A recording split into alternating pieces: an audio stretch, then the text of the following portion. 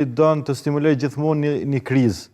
edhe të jashtme, domethënë në aspekt të qeverisjes apo të pushtetit, po edhe aspekt të brendshëm ku partinë e tij gjithmonë e monë tensionin e zgjedhjet, tensionin e zhvillimeve politike, sepse gjithmonë ai dëshiron ta mojë një lloj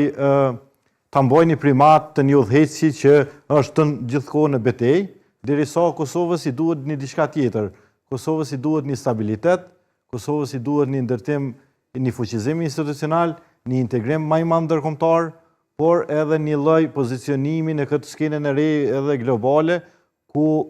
pesha secilit është shumë e rëndësishme. Ajo që mund të them tash është që është shumë e rëndësishme nëse mendohet të ndryshoj pushteti, sepse tash, siç e dimë, sot për koincidencë poshtë 8 vite ishin bën nga ajo deklarata për qenin në QKUK, e zotit Kurti. Duma koha po ecën, mirë po gjërat nuk po ndryshojnë. Qeni halon o borë. Nëse ne dëshirojmë të ndryshojmë situatën politike e ekonomike në vendin tonë, sepse këto janë të ndërlidhura, atëherë duhet një ripozicionim apo një ndërtim i 3 bloqeve politike, ku kemi të djathën tashmë të deklaruar të prirë nga LDK-ja, qendrën e djathtë nga PDK-ja dhe aleatat e saj tradicional, dhe partinë Lëvizjave Vendose që konsiderohet e majt, edhe pse politikat e saj publike që i ka imponu deri tash janë të miksuara, shpeshherë shkojnë ka djatha, shpeshherë shkojnë ka majta, mirë po megjithatë është e deklaruar si e majt. Domethënë ndërtimi i 3 bloqeve politike,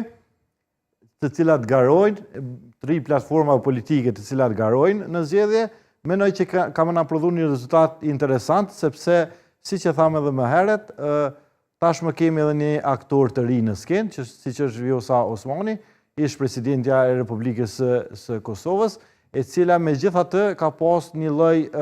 karriere politike të gjatë, nga këto gjenerata të reja mund ta konsiderojmë, ka marrë pozicione shumë të rëndësishme brenda shtetit, siç është pozita e presidentit, por edhe një lloj qasje politike e cila përmbajtësisht nuk dallon shumë nga betejat që din t'i bëjë edhe Kurti. Domethënë është pak a shumë një lloj një binom i cili tashmë nuk është bashk, por është i ndarë dhe mendoj që bashkimi apo përfshirja në jetën aktive partijake politike e zonjës Vjosa Osmani mund të i prodhojë disa rezultate interesante të cilat pasaj kishin me pozicionu skenën politike, sepse ai 50% që i famshëm, unë mendoj që është i paarritshëm tashmë, mirë po shumë varet edhe nga përgatitja e opozitës, shumë varet edhe nga zhvillimet që na presin në 40 apo 50 ditë të ardhshme, siç e dimë deadline apo data fundit kur duhet të kryhet ky procesi i ri zgjedhor, që tashmë vetëm pothuajse jemi përfshi, është 7 qershori. Deri atëherë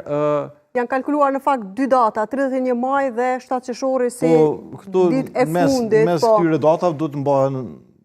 Po, do diskutojmë pastaj në rast se mund të luhet pastaj edhe me datën e zgjedhjeve dhe mund të shtyhen ndoshta, por dua të ndalim tek çështja e Vjosa Osmanit edhe